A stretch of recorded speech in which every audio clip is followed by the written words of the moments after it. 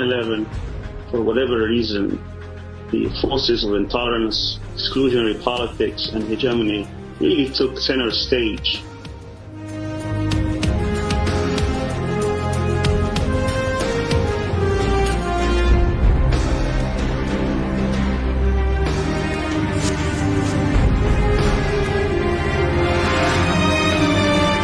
They would expect and want and clearly seek weakness and fear and apprehension and alienation. في المؤسسة لم يكن من أجل بضعة الدولارات التي كنا نبعثها والتي بالدوب تكاد تكفي احتياج الشعب الفلسطيني، ولكن للطاقة الكامنة التي كانت مخزنة في هذه المؤسسة استطاعت أن توصل عبرات ومعاناة الشعب الفلسطيني.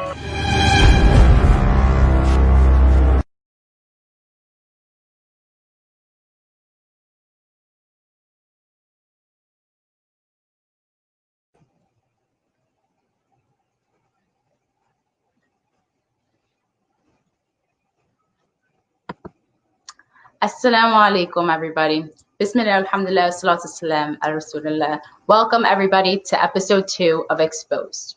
Civil rights giants. Martin Luther King Jr., Malcolm X, we know them, we love them, don't we? Well, we celebrate Martin Luther King Jr. Day. I used to work on Malcolm X Boulevard. We champion these activists for fighting for equality. But is there a darker side to our history? Is it possible that these activists and those working alongside them were actually targeted by their own government? Welcome to Exposed, Episode 2, CAIR Florida's 4-part series on U.S. political prisoners, highlighting U.S. government overreach from COINTELPRO, the counterintelligence program of the FBI designed to target, surveil, and discredit community activists, to current police brutality. My name is Rania Al-Gindi, the Programs and Outreach Director for CAIR Florida, and we're so happy that you all joined us for Episode 2. Thanks to everyone who joined our Episode 1 last Sunday. We had a record number of views, and thanks to all those who sent in their messages, phone calls, and words of encouragement and appreciation. The overwhelming response we had to last week's episode was one of shock. Many simply could not believe that the case that they heard of Dr. Jameel Al-Amin had happened in the United States, what is perceived as the golden standard of democracy in the world. Many people asked, how could such a blatant injustice happen in our country? Today, we ask that you take this newfound knowledge, you take this passion, and you take action. Take action because it's needed for our brother Jameel Al-Amin, formerly known as H. Brown. As we'll learn today, a civil rights activist who was heavily surveilled by the FBI, which only increased after his conversion to Islam in the 1970s. Currently in jail for over 20 years after being accused and convicted of murdering a police officer, even though someone else confessed to the murder, and this confession was never allowed to be heard in court. Now, as we said, 20 years later, still behind bars for a crime he did not commit. Why? Because his activism deemed him a threat to his country. Let's learn how today, and let's dive in. With me, will be joining me later in the program, hopefully, will be our coordinator Hiba and our Muslim inmate advocate coordinator Hiba to share more about the story of Imam El-Amin. But first, I want to bring on our special guests, including Imam Khalid Griggs and Kyrie El-Amin. Assalamu alaikum. Assalamu alaikum. Wa alaikum salam, Imam. How you doing? Alhamdulillah, I'm good. How are you? Good, alhamdulillah. Thank you both for joining. We're so pleased to have you with us for tonight's episode. Just as by way of brief introduction for our audience, Imam Khalid Griggs is the Imam of the Community Mosque in Winston-Salem, North Carolina. He's the Vice President for ICNA's Social Justice and Civic Engagement Committee and is coordinating the Free Imam Jameel campaign for the ICNA Council on Social Justice. And Brother Kyrie El-Amin, of course, is the son of Imam Jamil Al-Amin. He's an attorney and by special request from his father, leading the efforts and campaign to help free his father. So thank you again for joining and for sharing the very important story of your father with us today and of Imam Al-Amin. So where we wanted to start was actually at the very beginning, at the backstory. We'll discuss critical developments in the case that have recently developed, but first let's start at the beginning. So I'd like you guys to set the scene for us. It's the 1960s. The civil rights movement is gaining momentum on many fronts. Imam Khalid and Kyrie, can you guys maybe give us a little bit of the backstory? Who was H. Rap Brown in the civil rights movement? You know, it's very important that we have this kind of backstory and have the information about Imam Jamil Al-Amin when he was known as H. Rap Brown. Imam Jamil, formerly H. Rap Brown, was one of the most dynamic, insightful activists or strugglers that we had on behalf of civil rights, but also we have to characterize his work in a broader context of being involved in the Black freedom struggle. Of course, he was advocating, he was the fourth chair of a very important student organization called SNCC, Student Nonviolent Coordinating Committee. And as the fifth chair, I think John Lewis may have been the third chair, the former Congressman John Lewis. And Imam Jamil was the fifth chair for this organization. SNCC was an organization that was primarily, at the beginning, the student wing of the Southern Christian Leadership Conference, that was led by Dr. Martin Luther King. But Imam Jamil, like our brother El-Hajj Malik Shabazz, Malcolm X, like Max Stanford, Muhammad Ahmed, and others who were very prominent in speaking out against injustices during the 1960s, evolved. And in 1971, he evolved like Malcolm, who was an inspiration to Imam Jamil. Like Malcolm, he ended up embracing Islam. But to set just a little bit more of the context, we have to understand that the then director of the FBI, J. Edgar Hoover, had infamously stated that part of his initiative as the chief law enforcement officer was to stop the rise of a Black messiah in this country. And so Imam Jamil was targeted for being one of those potential Black messiahs, as J. Edgar Hoover referred to those who had not only just the speaking ability, but the ability to motivate the masses, the ability to organize. And so he was deemed a threat.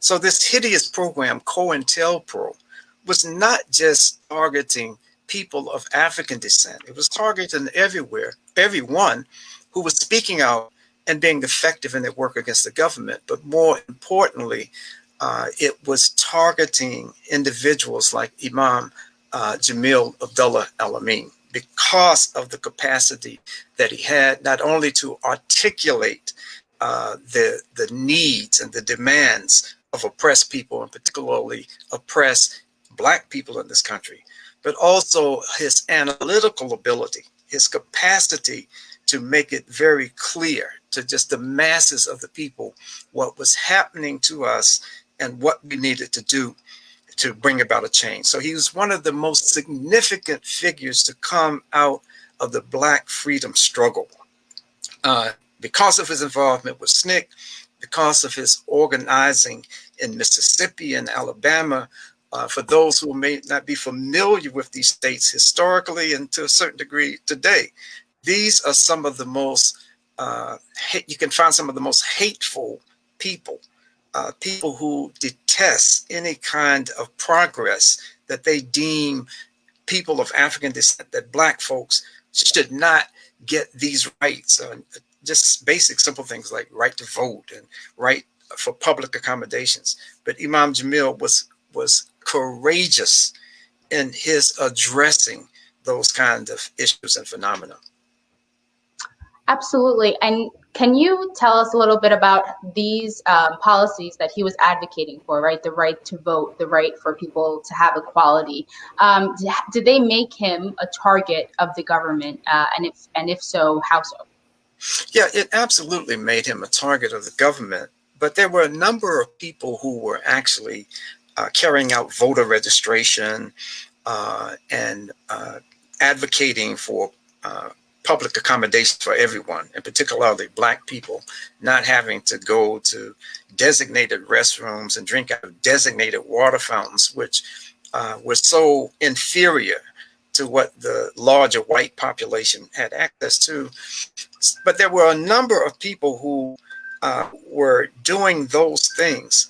But my personal opinion is that the reason why the Imam was targeted was because of his leadership, his charisma, his ability and capacity to motivate people, not just to dryly speak to someone. And there's nothing wrong with dryly speaking to someone, but he had and has the ability to capture the imagination, and he has and had the ability to an analytical ability that not every activist would have. Similar, as I see, with the kind of analytical ability and mobilizing ability like a person like Malcolm X. If I try to identify someone who came from that era, who made a transition from either Black nationalism or Pan-Africanism or whatever, and came to Islam, there's no person other than Malcolm X, that other than Imam Jamil, that I could point to and say that he brought very similar skill sets, very similar commitment. And so even during this particular time, before he embraced Islam in 1971, he was targeted to a large degree of the perception that people like J. Edgar Hoover had about Imam Jamil. They thought that his potential was much greater than what he had demonstrated even before he was incarcerated. So they wanted to cut it short. They didn't want people to listen to him. They didn't want people to follow his leadership. And so this is why I surmise that's one of the major reasons why he was targeted in a way that only few individuals from that era were targeted. Absolutely. I mean, you bring up Malcolm X, and we spoke about these giants in the opening of the segment, Martin Luther King Jr., Malcolm X. I mean, it's our history that many of these leaders were killed. And so is it fair to say, as you said, not only was the Imam targeted, but is it fair to say that there were attempts on his life? Oh, absolutely. There were attempts on his life. As a matter of fact, when Imam Jamil was arrested, and folks have to understand, when he was arrested and incarcerated in New York, it wasn't because he's trying to rob a bank or snatch somebody's purse. He was actually waging with other politically conscious African Americans a war against dope dealers in New York City. And the bar that he was convicted of robbing, he was doing a kind of neighborhood Robin Hood. Let's get the money from these people who are destroying the community and take that money and put it in the community to build the community up rather than tearing it down. And so when he was arrested, he was shot by the police. And he had told me himself that it was a tremendous ordeal to be able to survive that, because he was being so neglected, almost like thrown in an ambulance or something, and, you know, cursed at and just, you know, shown no kind of human feeling. And so there have been numerous occasions. And let me just add this one thing. And in 19... may have been 70, 71. I'm having a senior moment here. I can't quite remember the year. But Imam Jamil had been arrested in Cambridge, Maryland. This was in 1967. Okay, I got that right. This was in 1967 in Cambridge. And he was charged with crossing state lines to incite a riot. And the U.S. Congress, so it wasn't just the FBI, but the U.S. Congress passed a bill that later became known as the H. Rap Brown bill, that made it a crime for anyone that they could blame or try to convict for crossing state lines. He gave a very fiery speech. If these folks, not going to give us what we want, we need to burn this place down, and paraphrasing. And he didn't strike a match. He didn't pour kerosene on anything or bust out a window, but the people actually rioted during this time. Now, when Imam Jamil was locked up in Cambridge, and I'm sorry it takes so long to frame the story, but when he was locked up in Cambridge, a friend from SNCC by the name of Ralph Featherstone was one of two people who were driving. And Featherstone, I knew him really well. He was the manager of this bookstore in D.C. called Drum and Spear Bookstore. They were driving over to Cambridge to pick up Imam Jamil and to get out. Now, the legend about this, and only Allah knows, was that Imam Jamil was supposed to get out on a certain day. He was not released at this particular time. But Featherstone, and I've forgotten the other brother's name, as they were going back to D.C.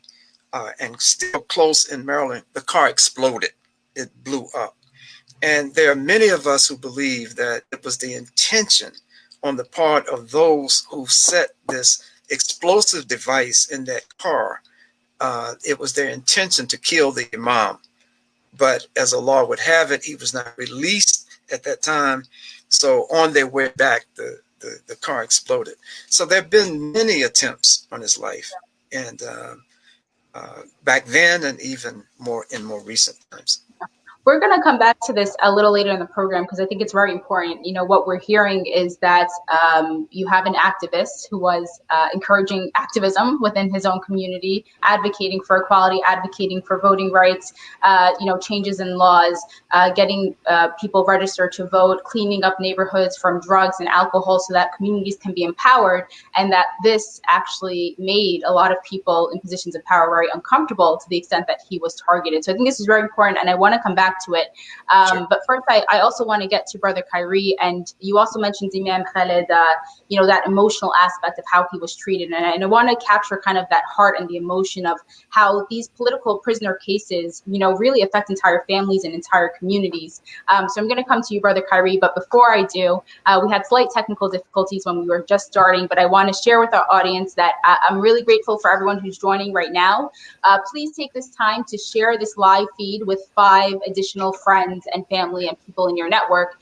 This is an exclusive live program, which means that everyone joining live gets to see the full episode, and everyone else will have to wait until the series ends, and then the episodes will be shared to our CAIR Florida landing page. So if you want to see the episode live, please share it with your friends and family now. We appreciate you doing so. And so, Brother Kyrie, I want to come to you, and if you can share a little bit about what was it like for you personally, growing up with this immense just social justice activist, right, and civil rights activist as a father, but then also the injustice of then having to grow up without him, right? Can you speak a little to that? No, absolutely, inshallah. It's funny because whenever I get this question, I first have to discuss how he wasn't this immense social justice hero in my, in my household. When I came home or when he came home, it was just Abby. So, yeah. He still had to take out the trash on Tuesdays.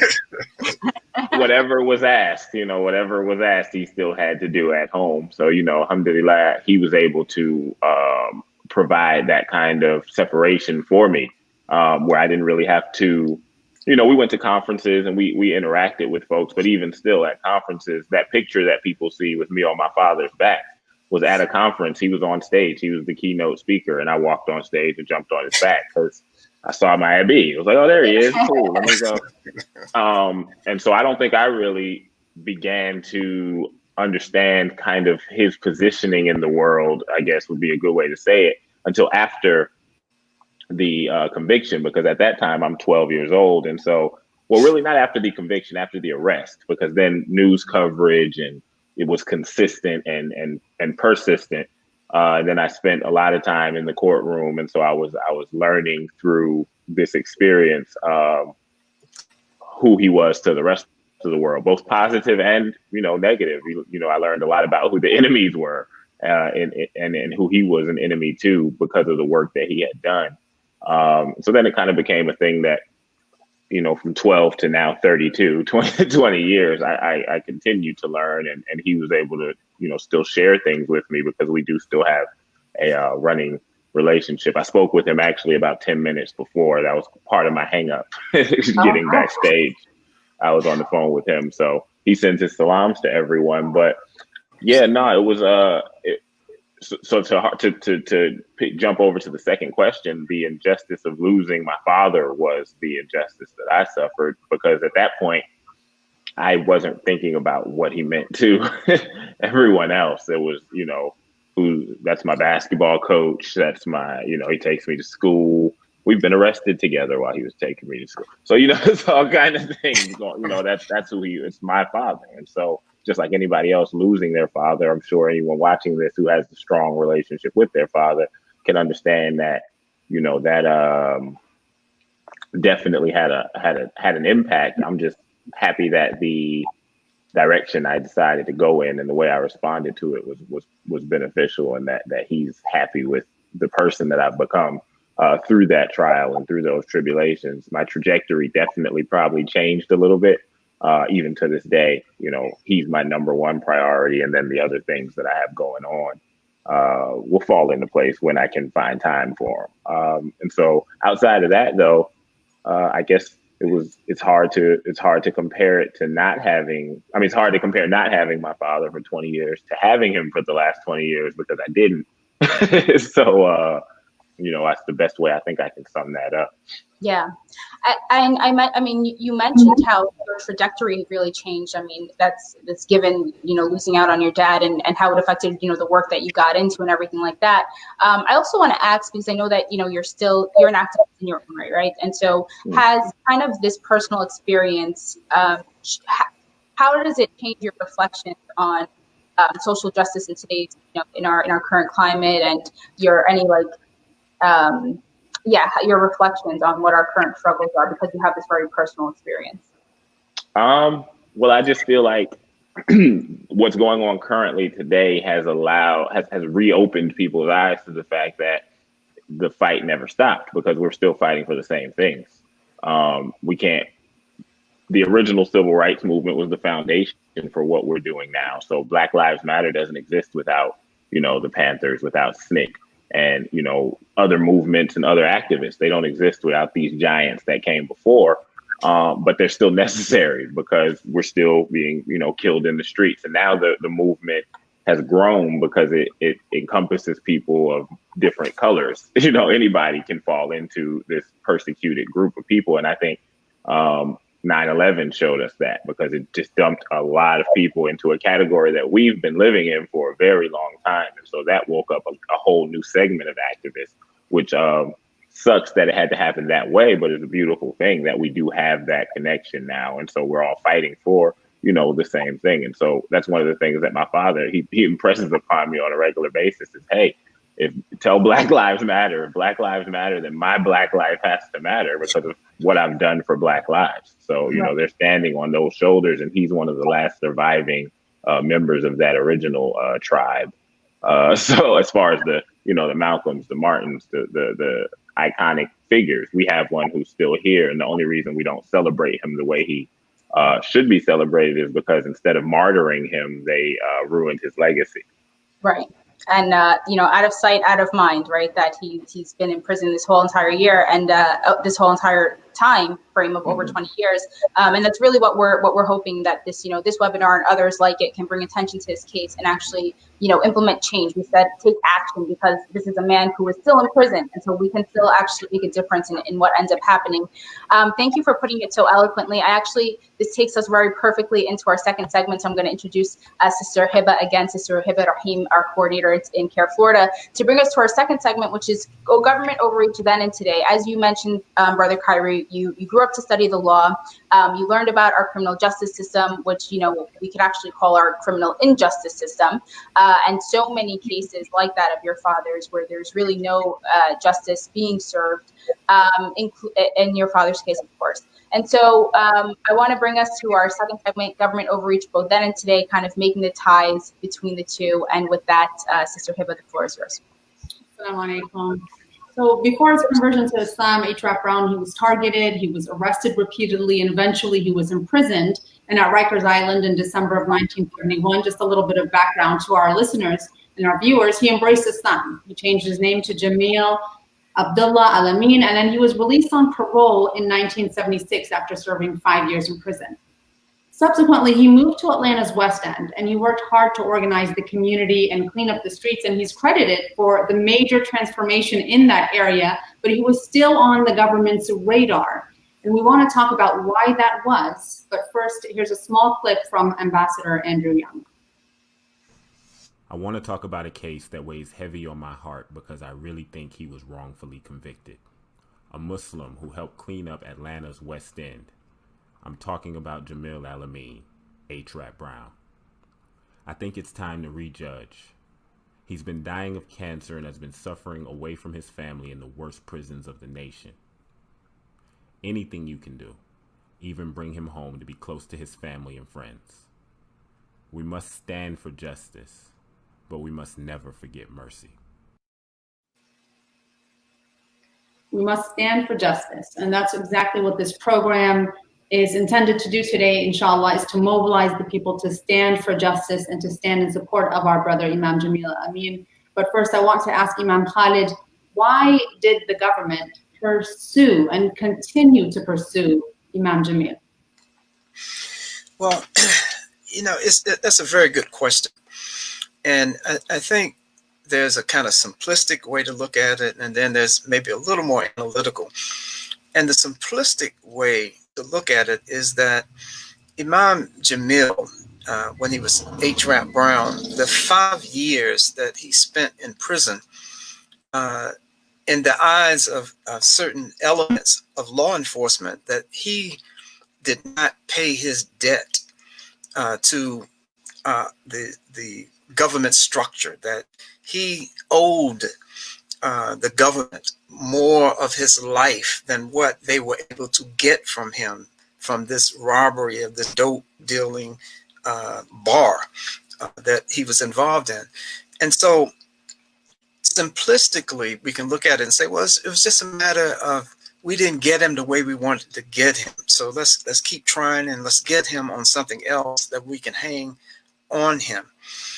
But I think another one of the reasons it goes back again to the perceived potential that now the imam of a community in Atlanta, Georgia, but also he was the imam of an organization that had 32 at one time, 32 different masajid, 32 mosques in the United States and the Caribbean who were under his leadership.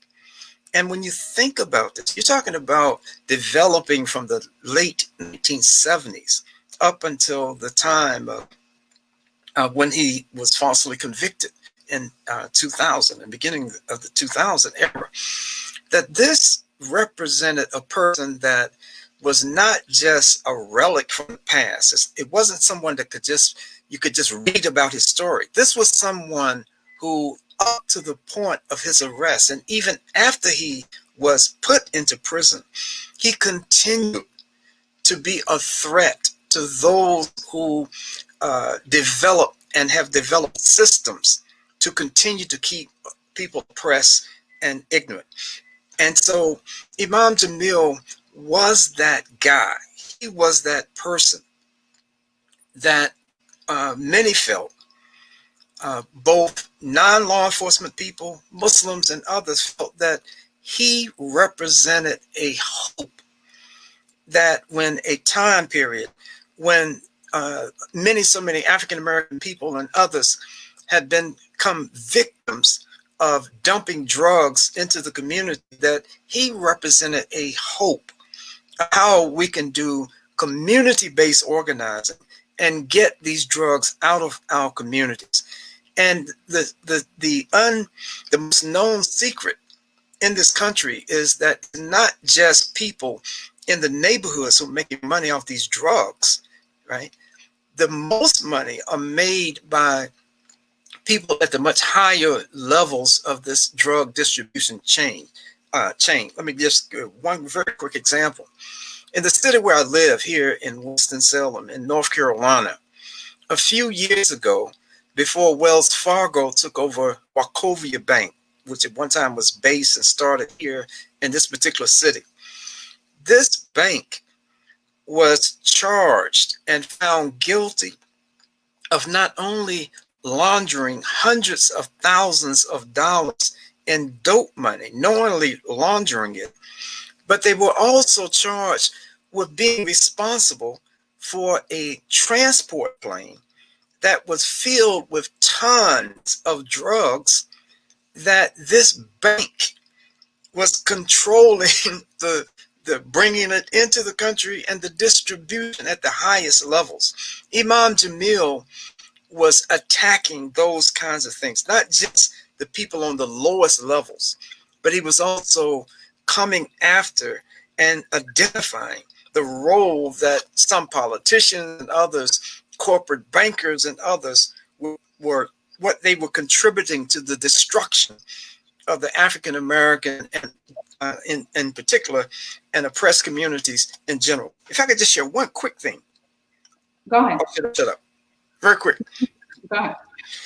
Before Imam Jamil was arrested and charged with this horrible crime that he did not commit, in 1995, Imam Jamil was charged by the Atlanta Police Department of shooting a young man with a rifle who happened to just be walking past his store. And they said that he shot through the open door and shot this guy.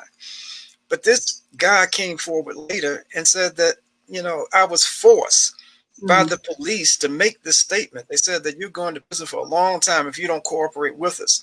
And by the grace of Allah, he ended Islam at the hands of Imam Jamil. So he was perceived as a threat as to how he can inspire and motivate people to fight for justice. You know, very clearly, Imam Khalid, by what you're saying, you're describing Imam Jamil as being deliberately targeted. And I remember reading in Dr. Mari Salakhan's book, The Imprisonment of Imam Jamil Abdullah Al-Amin, Is It a Government Conspiracy? Quote, the government was forced at the January 24th hearing to admit that El-Amin was mentioned as a target, quote unquote, in sections of the COINTELPRO document. This was in 1975. Can you explain COINTELPRO and how it was used in this case, please? Yeah, COINTELPRO is probably one of the most wicked systems that law enforcement have come up with in this country. It was a system that was developed by the then FBI Director J. Edgar Hoover, and the system was developed in the 1950s as a system that gradually began to target the African American community, not just people that they considered radical, but people like Martin Luther King, people like the NAACP, groups that by no stretch of the imagination could ever be accused of being a radical organization unless there were accusers with those who were trying to continue to suppress the rights of people. And so COINTELPRO targeted, in Imam Jamil's case, targeted people like a Malcolm X, like an Imam Jamil, like so many others who were standing forthrightly for what is just, what is right.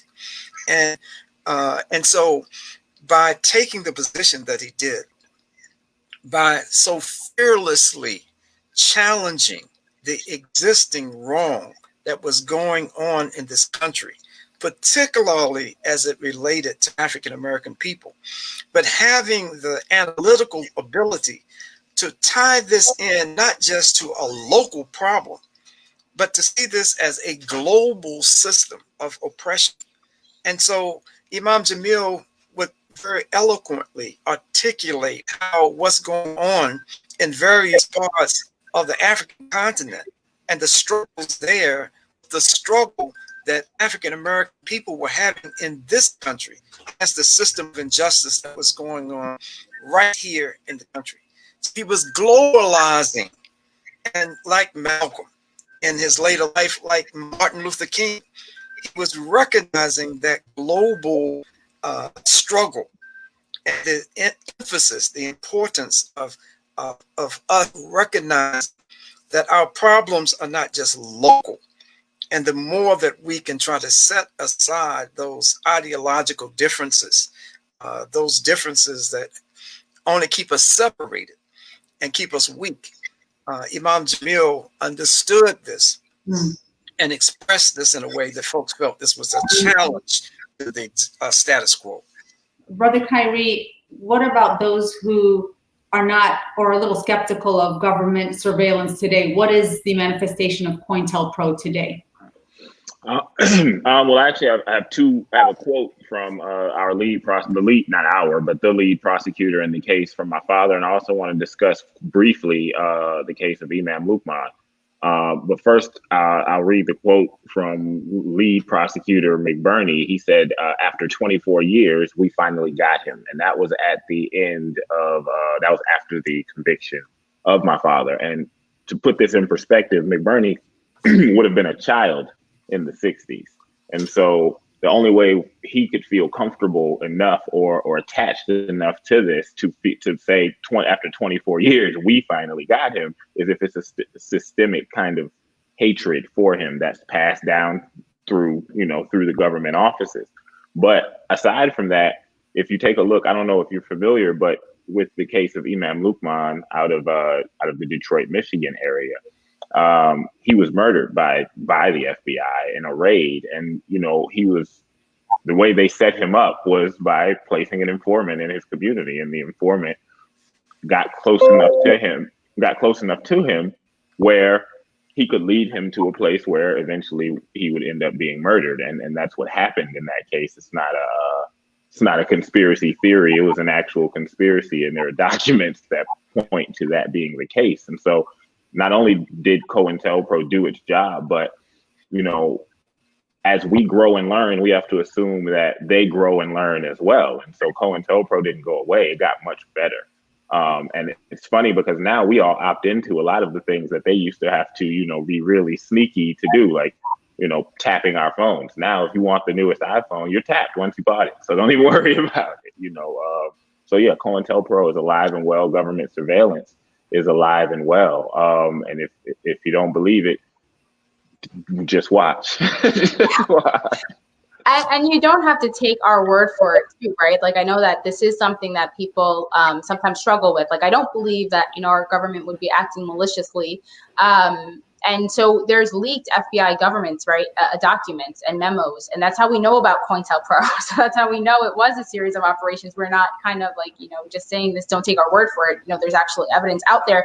And I remember reading about one specific leaked memo from 1967 that called for neutralizing H. Rap Brown, so your father. So, I mean, this is the language that was used. And again, these evidences exist outside of that. So I'd like to actually get back to the case and highlighting kind of the timeline of what happened in the case of your father. So there's a lot to cover, but let's start with a brief timeline of events.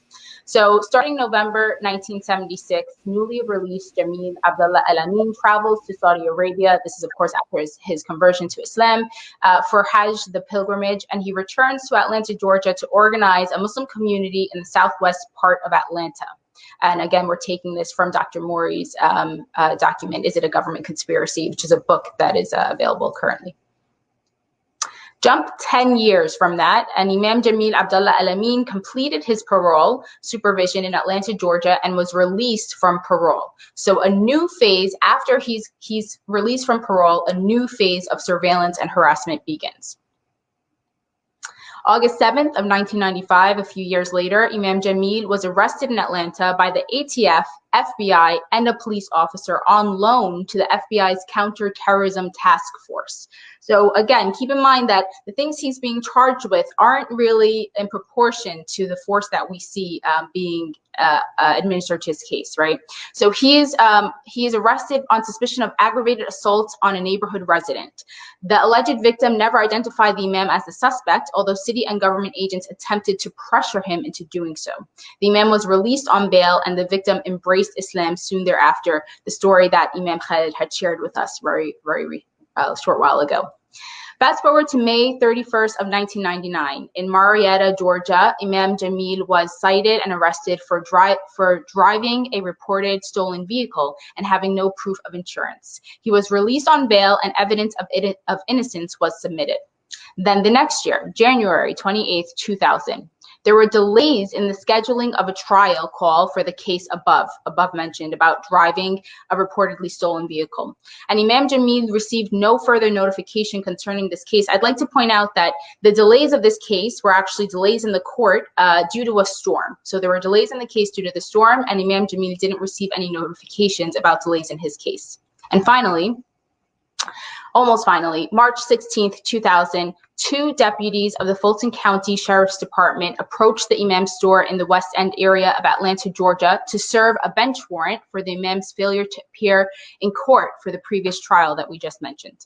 The store was closed, but later a confrontation ensued with someone outside the store, and shots were fired. One deputy was killed and another was hospitalized. The initial reports identifying the assailant did not match the description of Imam Jamil Al-Amin. The surviving deputy also claimed to have shot the assailant. Imam Jamil was arrested despite not matching the initial description and having no bullet wounds to his body. And March 20th of 2000 is the date of the arrest of Imam Jamil Al-Amin. So I'd like to bring Brother Kyrie back on March 20th, 2000. You mentioned you were 12 years old. What can you tell us about that day? Do you remember what the mood was of that day? I don't, not the day per se, though. The main thing that I remember about the day is that we went out to eat that evening. What I was doing during the day is, I don't know, school or something.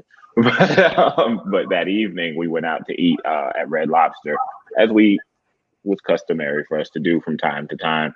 And then he dropped us off at the house and headed back to the masjid for Salat, which was customary for him to do every time. And so that's kind of where now I have to relay stories told from other people, right, because after that point I was at home. But I do remember seeing it on the news because I was watching TV past the time I was supposed to be watching TV. And so I remember that reaction or how I felt watching that. But I would kind of like to, what I like to do nowadays is just make sure that I give the accurate version of events from Otis Jackson, as opposed to the version of events that were given in the beginning. Brother Kyrie, I do want to mention just a little bit of intro to this, and it is the fact that very recently it became public, this confession by Otis Jackson, who you just mentioned, on stand for another trial. He makes this great confession that he was actually the one who murdered Deputy Kinchin, and that's the murder that your father is being accused of. So we're going to play that clip really quickly, and then we're going to talk about the fact that you knew that all these years, but you couldn't say anything about it or present it in court. Let's play that clip. Isn't it true that during that incarceration, you contacted the Federal Bureau of Investigations and told them that you had committed a murder and were involved in the shooting of a cop in March of 2000 in Atlanta, Georgia? Yes. You did? Yes. All right. And you couldn't have, because you were in prison in Nevada, right? No, sir. I got out of prison in 2000 in February. I was on house arrest when the murder took place. You might want to check that out. I was on house arrest. I was staying at 2380 Jernigan Street, Southwest Atlanta. You just said that you were incarcerated in Las Vegas in 1997 through December of 2000. I went back to prison after that shooting. I was violated and sent back to prison after the police shooting. That's why it says BP by my name. That's parole violation. If you look at the photo, it says BP beside my number. That means parole. You violated your probation because you went back to prison. Exactly. I violated after the shooting.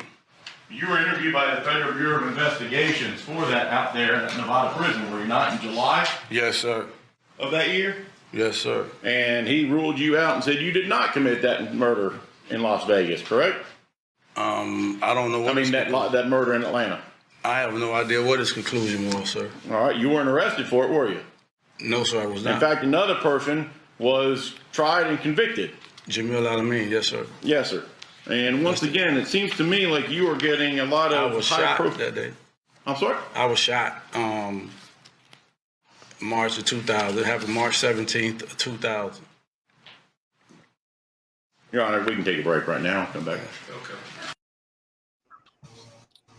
I can see why they needed a break after that huge confession, on stand in the trial. How can you explain Otis Jackson making this confession, being deemed of sound mind in order to testify in this case in the first place, and then having the judge in your father's case dismiss this very critical piece of evidence and not allow it to be presented in the courtroom? How is that possible? Well, as you see, when even in that situation, that was another court. That courtroom there was another courtroom in Florida outside of Georgia, and they realized after he finished speaking that they made a mistake, so much so that they had to take a break. And when you come back, they actually have the full trial online. That's how I found that clip. But when they come back, no continued questioning on that subject at all. They move on to something totally different. Almost as if they were told, we're not going down that rabbit hole right now. And so that's kind of what we've been dealing with. Like we've had, as he said, he made his initial confession in July of 2000. And so we've known about him all this time, but it wasn't actually, even though the judge was horrible and she did her share of misdeeds, this one fell on the prosecution and our attorneys as well. Because our attorneys were told by the prosecution, one, that he wasn't of sound mind, and two, that his ankle monitor said that he was somewhere else and wouldn't have been able to commit that crime. Unfortunately, we weren't able to disprove that until later on when we hired a private investigator who did indeed prove that the ankle monitor was defective or faulty. And as you said, he was proven of sound mind by a psychologist. He had to go through a psychiatric evaluation to testify in this trial that we just saw him testifying at.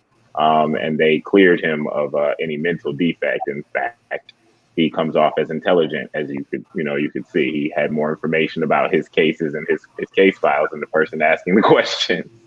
So, that was I think a misstep on our behalf as well, because we weren't able to, we didn't know that they were going to hit us with what they hit us with, and we weren't able to combat it quick enough to get that information into the initial trial, which means we weren't able to introduce it in any of the subsequent appeals, because if you knew about information and you didn't present it at your original trial, you're not allowed to present it as new information in appeals, which is a procedural issue that we've been dealing with for 20 years.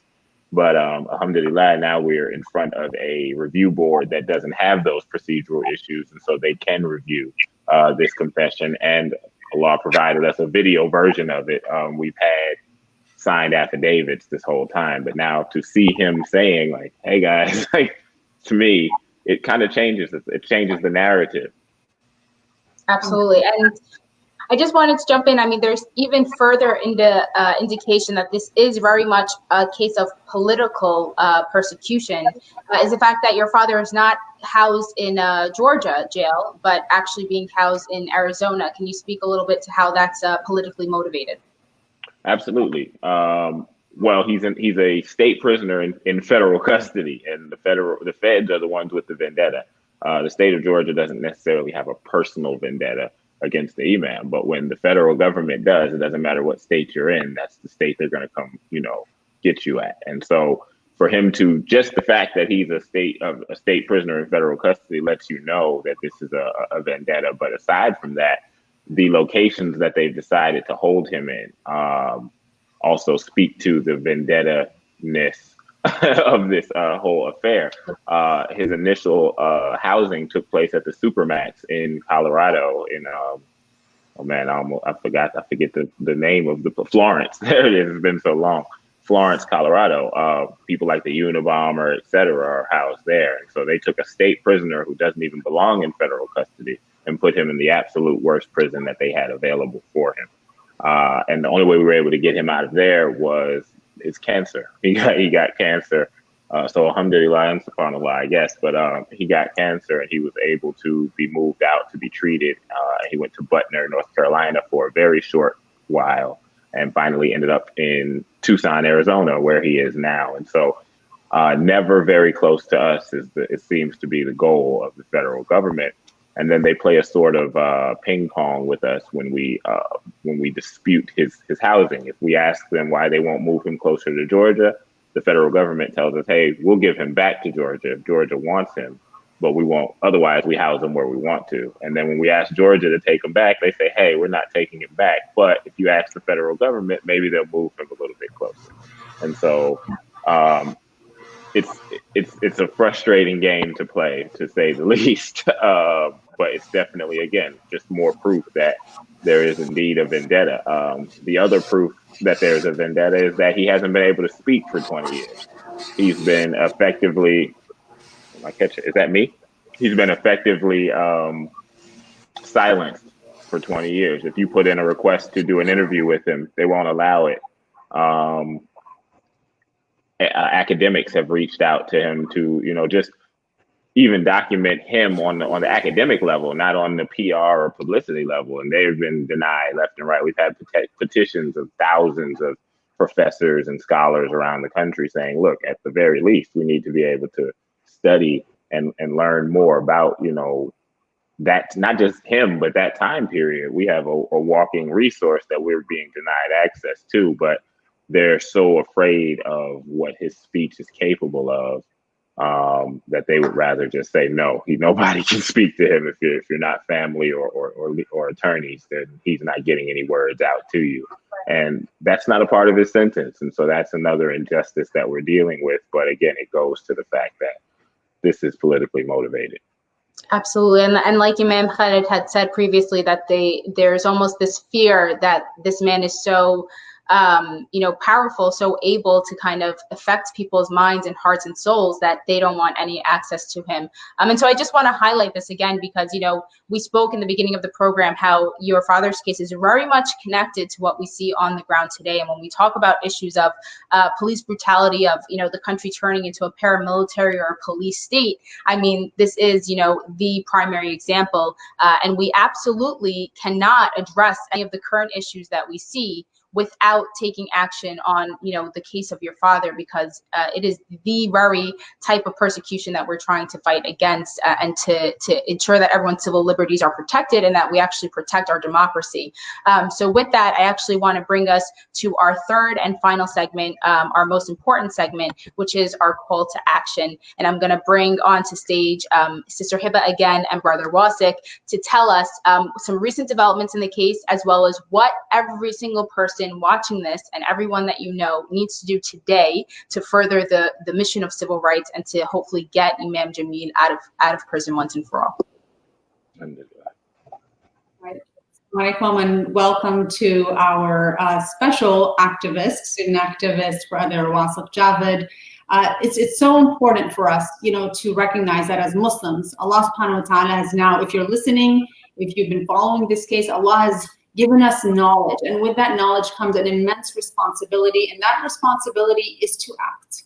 So, there comes that responsibility again, is accountability. And so we have with us a group of students, like we know there are a group of students, there are multiple campaigns that are moving very quickly at this moment and capitalizing on great momentum and recent developments that are giving a lot of hope to the case of Imam Jamil. And Brother Wasik is one of those student leaders who is certainly at the forefront of these movements. So Wasik Javed is a spoken word artist, community organizer, and rising senior at the University of Houston, studying political science. He's the main coordinator of Students for Imam Jamil, which is a national campaign led by youth organizers to demand freedom for Imam Jamil Al-Amin. So welcome, Brother Wasik. Assalamu alaikum wa rahmatullahi wa barakatuh. Honored to be here. Thanks for joining us, and thanks for your leadership in this area. We really, subhanAllah, after 20 years, there's a sense of burnout that like anyone may have, even though we trust Allah subhanahu wa ta'ala and we rely on him exclusively for success. There's a sense of burnout, and that torch needs to be passed on to individuals who can revive the spirit. And now we have a convictions integrity unit in Fulton County, Georgia, and we also have a new development with regards to a recently elected district attorney. Tell us a little bit about that.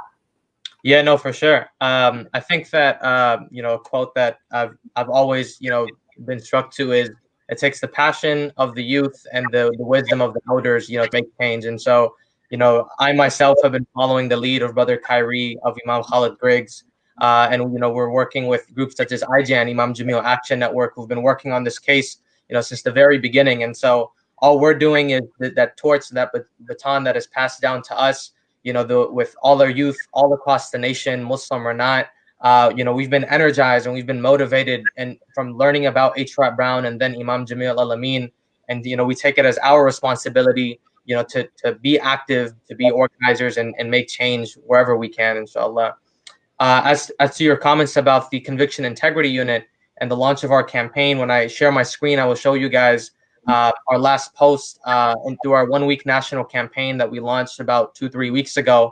The newly elected candidate for Fulton County District Attorney, who has the ability and the power and the authority to reopen Imam Jamil's case, she came out with a quote through our pressure and basically said that she considers the reopening of the case after looking at the evidence. And so it was a campaign milestone, but we have to recognize that this is just a short run, and we have a marathon to fight, inshallah. Tell us, why is there a particular sense of urgency now?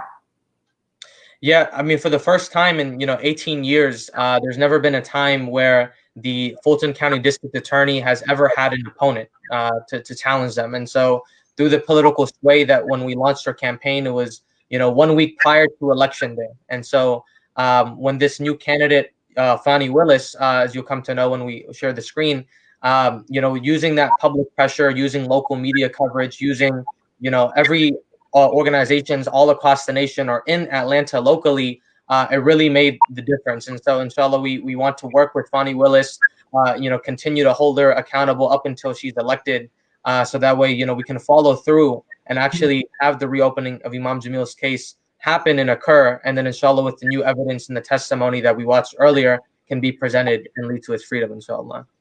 One of the wonderful things that you've done is create a very concise action plan. So I'd like for you to take us through that so that everyone who's watching can inshallah then follow the link and engage and mobilize others, inshallah. So let us know what we need to do. For sure, inshallah. So I'm gonna begin to share my screen and walk you guys through our social media and then our link tree. So if you go to @_free Imam Jamil on Instagram, or if you go on Twitter, or if you go on Facebook, you'll find our account. In the main bio of all of our accounts, you'll see the link tree. And this is exactly what you're talking about, the action plan here. And there's 3 simple steps that we want everyone to complete.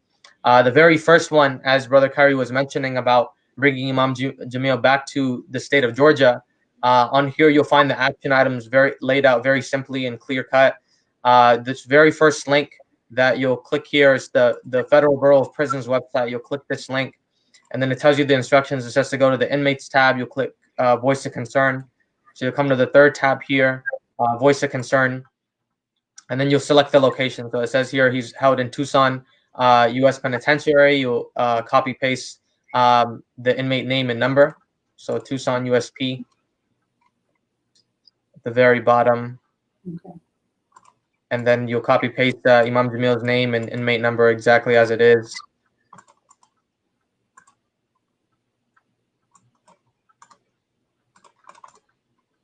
Over here, you'll put your email if you want to get a copy in correspondence. And then at the very bottom, you'll find the template already written out, which goes directly to the officials at Tucson USP. And it calls for his request to transfer him back to Georgia. It lays out all the things that Brother Kyrie and Imam Khalid were mentioning, how academics are not able to interview him, how he's been denied medical treatment. And then you'll type in, you'll just copy paste that letter. And then at the very bottom, the only thing that you will do is just change your name. And then you'll click submit. And this goes directly to the officials at Tucson USP. They're receiving all these emails. And, the more hundreds and thousands of people that do this, the more, it applies pressure, and they recognize that, hey, people care about Imam Jamil to this day, and a concerted effort can lead to that transfer, inshallah. The second step is the reopening of Imam Jamil's case. So here you'll find the same instructions laid out. And this is going directly to Paul Howard, who just lost his election, but he's there until January for the remainder of his term. And so you'll copy paste his email. And then the subject line, the request to reopen Imam Jamil's case. Should we CC District Attorney Fani or future District Attorney Fani Willis? For right now, we took it off intentionally.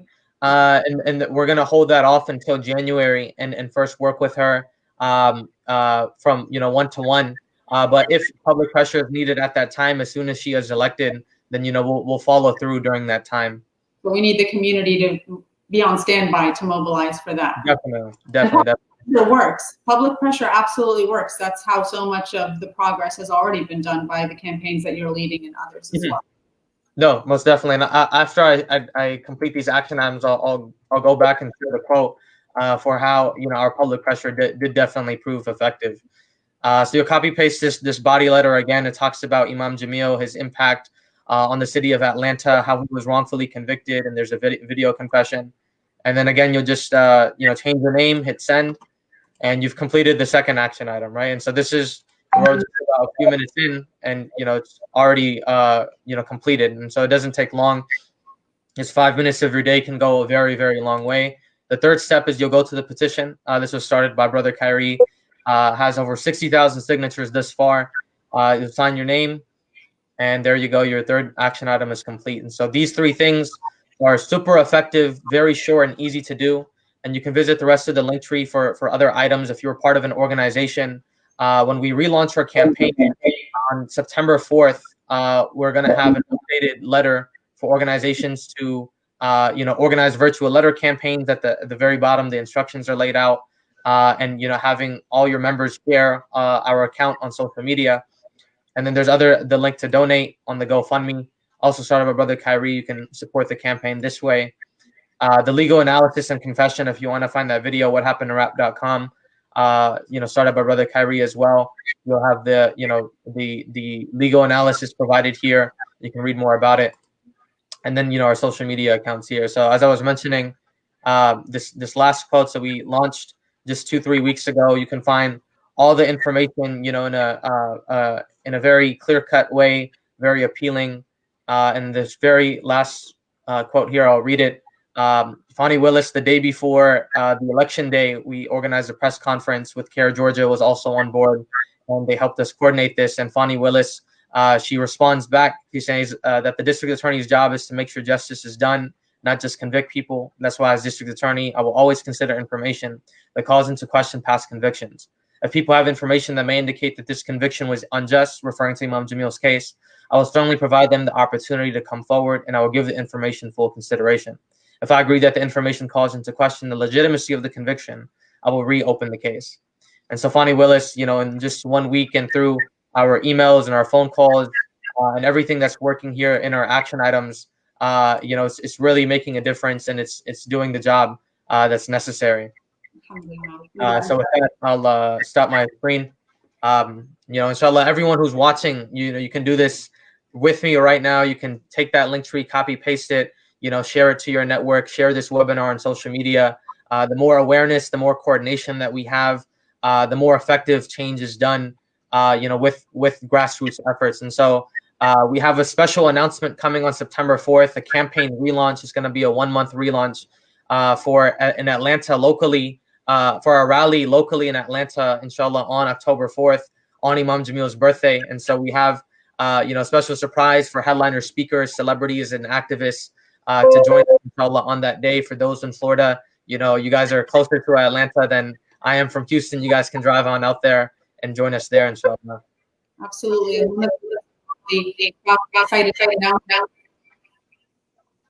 Also. Sorry, can you repeat it one more time? Yeah. little bit of an echo, but I was saying one of the things that we're also proud and excited to announce, in addition to mobilizing communities, is the mobilization of a number of civil rights groups. We have about 5 or over 5 Muslim civil rights groups who have committed to working together with you, Brother Wasif, and with Brother Kyrie, and with the campaigns that are really leading and at the forefront of the Free Imam Jamil campaign, so that we can support and offer whatever resources, whether it's human resources or whatever else is necessary, that we can. So we certainly want to capitalize on this momentum and do whatever we can to push forward and make sure that, inshallah, with the permission of Allah subhanahu wa ta'ala, this is successful. Ameen, ameen, inshallah. Rania? You're muted. I love when I do that. As we say with every episode, that these are really just meant to be primers to introduce you to the cases that you don't know about, or maybe know a little bit about. And so please go on to educate yourself, use the call to action, go through the resources. We mentioned the book, The Imprisonment of Imam Jamil Al-Amin, Is It a Government Conspiracy, by Dr. Mori Salah Khan. So, please take the time and the energy and the effort to educate yourself in this current fight for civil rights and protecting our civil liberties. I want to go around the floor for maybe 30-second closing remarks from the speakers before we wrap up, inshallah. So Imam Khalid, would you like to take the lead on any closing remarks? And now I think it's your turn, Imam. You're muted.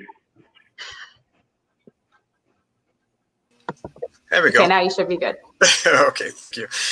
Just want to thank CAIR Florida for providing this forum and this opportunity to help bring to the Muslim community and others attention this service, this injustice that has been done to Imam Jamil.